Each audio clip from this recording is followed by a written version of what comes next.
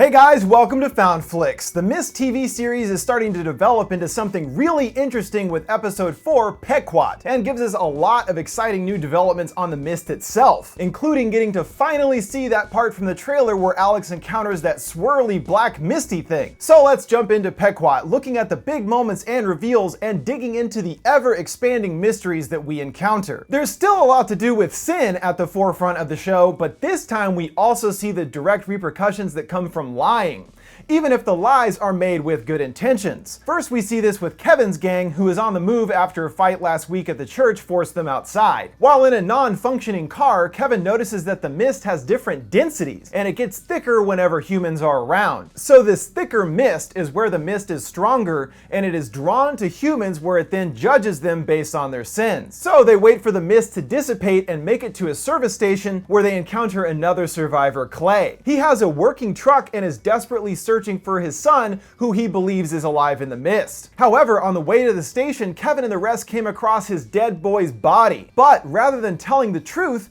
Kevin chooses to lie and says they haven't seen him, forcing the others to lie as well. Kevin does this to hopefully somehow convince Clay to let them use the truck, believing that if he thought his son was still out there, he would help them out. But it ends up making things much worse. When Kevin finally reveals the truth, Clay pulls a gun on the group, not believing them when they reveal his boy is dead. Brian gets the jump on Clay, but as they struggle for the gun, Brian gets shot in the leg. So as a result of Kevin's lie, in an attempt to help themselves, this led to Brian getting seriously injured and now requires immediate medical attention. Should have just told the truth in the first place, Kevin. There's another aspect to the mist that ties into technology revealed in these scenes. Most cars have stopped working despite working when the mist first showed up, but Clay's truck continues to function normally. He says he bought the truck from a survivalist, and it's what's called a bug-out vehicle, meaning that it has no circuit board, unlike most consumer cars nowadays. This means the mist is able to neutralize technology as seen with the other cars, cell phones, and anything technology-based within the mist. Since the mist is most likely Mother Nature gone rotten, it makes sense that it would destroy all of our advanced tech, placing us back into the Stone Ages in that regard. Over at the church, Mrs. Raven discovers a bit more that might further show us the relationship between technology and the mist. She finds a journal at the church from one of the priests that was around during the town's first encounter with the Black Spring in 1860,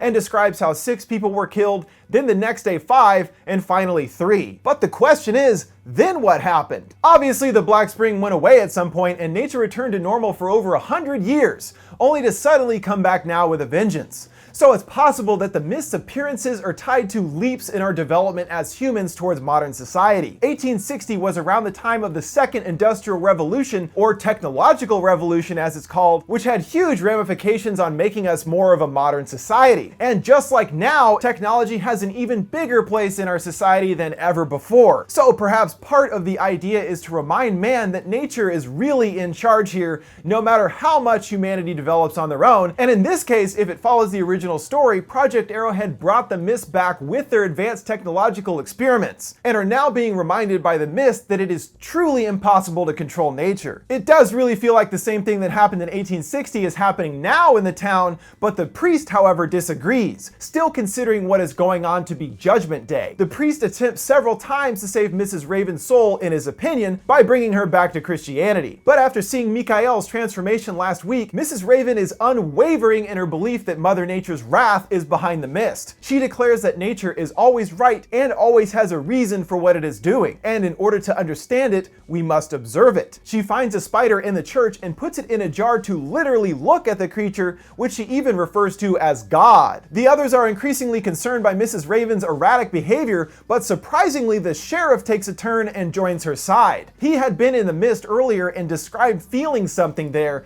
that the mist knew him. It truly knows everything about whoever it encounters and can tap into their own memories of their past mistakes. The priest later gives Mrs. Raven a final chance to accept Christianity, but she again refuses. To them, worshiping the spider is worshiping a false god, something strictly forbidden in Christianity. So the priest kills the spider, smashing it with his foot. But it's not that simple with nature, as we soon see. Mrs. Raven scoops up the spider's body, and moments after, rather than one dead arachnid, there are many small spiders alive in the jar in its place. place. This, I think, is to show us the futility of trying to destroy nature. You can kill one spider, but you can't possibly kill all of them. And now we see that nature is literally expanding on its capabilities, able to produce several life forms from one initial creature. It's pretty nuts and gives us what I think is a peek at even crazier things to come. Now onto the mall, where the biggest events of the episode went down, and we find out what the title Pequod is referring to. In case you're not into old books, this is the name of Ahab's boat in the classic novel Moby Dick, which it turns out does have substantial connections to what's going on at the moment in Bridgeville. In the end, Ahab is dragged into the depths of the ocean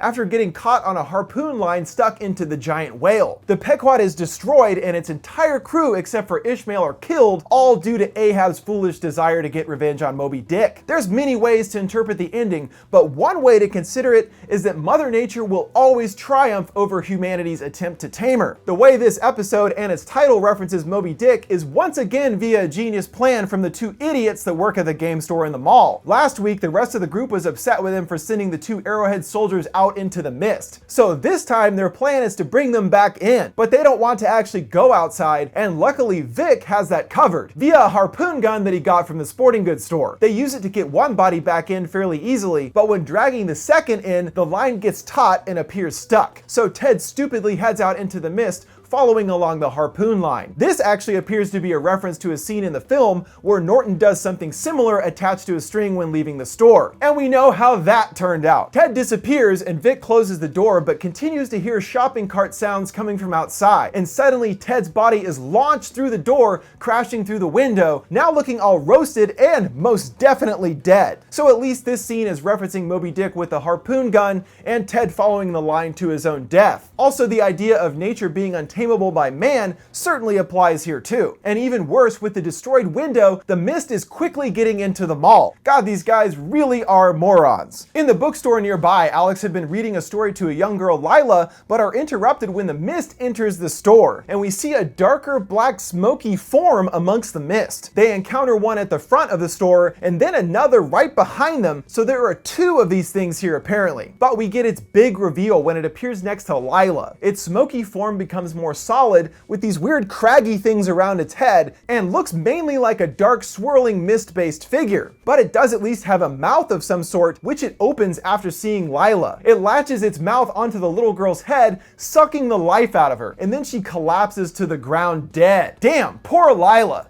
That was pretty brutal, but also pretty cool. We now know that there is at least something else out there in the mist beyond bugs and stuff. This black swirling figure that eats humans' life forces, who I will call Mr. Misty. So we know some aspect to what the mist is doing is judging humanity based on its past sins. But how the heck could Lila be guilty of any substantial sins as a child? I actually don't think she is, and that is why Mr. Misty killed her and left Alex alone. It seems to kind of act in an opposite way to the rest of the mist, seeking out those who are free of sin and taking their pure life force. That explains why it didn't do anything to Alex. She must have some sins in her past, and at the very least does continue to torture Jay about the whole assault thing, so maybe the mist recognizes there is still some good in Alex, giving her one more chance before judgment. Unfortunately, Alex squanders this chance immediately, lying to the others about the encounter she had. She says she fought back with everything she had against the creature, but in reality she just stood there until it went away. But then there's Ted, who we have to assume was killed by the same creature. His body doesn't look the same as Lila's though, so Mr. Misty must have decided that Ted's life force was no good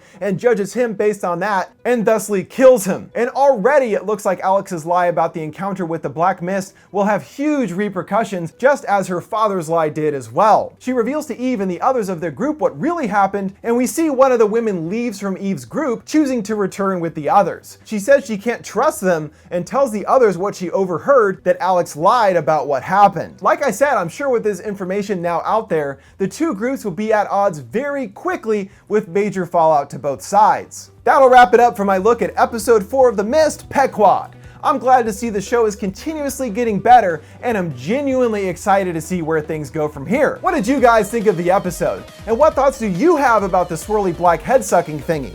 Let me know in the comments below. Make sure to subscribe to FoundFlix for more on new episodes of The Mist and other horror videos. Thanks for watching, see you next time.